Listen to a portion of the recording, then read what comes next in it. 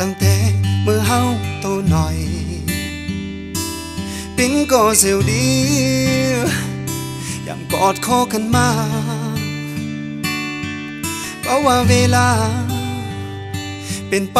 เท่าไรแต่หัวใจสองเฮายังเป็นอันเดียวกันยังเป็นอันเดียวไอเซลไว้ก็เซลหักไอคิงอยู่ดีไหน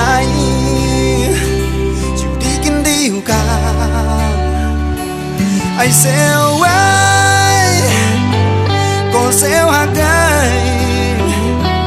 คิงตุกอยากสั่งก็บอกหามา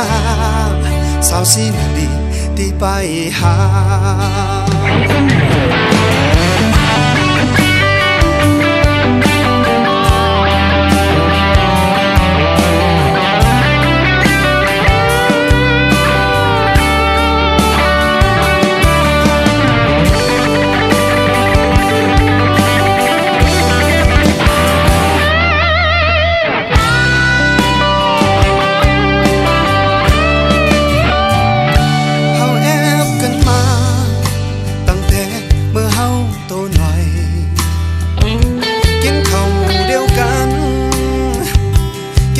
บ้านเดียวกัน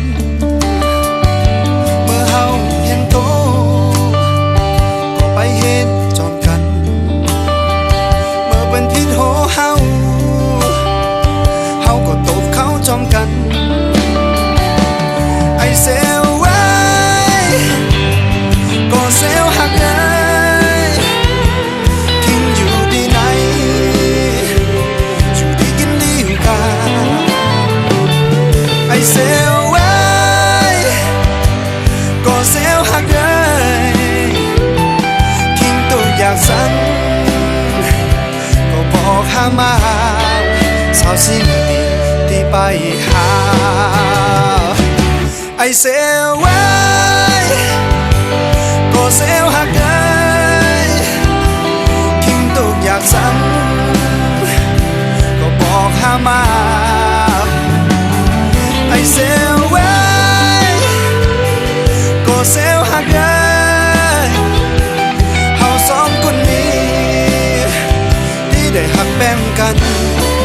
ถึงตายจองกันเฮาสองคนนี้ที่ได้หักแบ่งกันถึงตายจอมกัน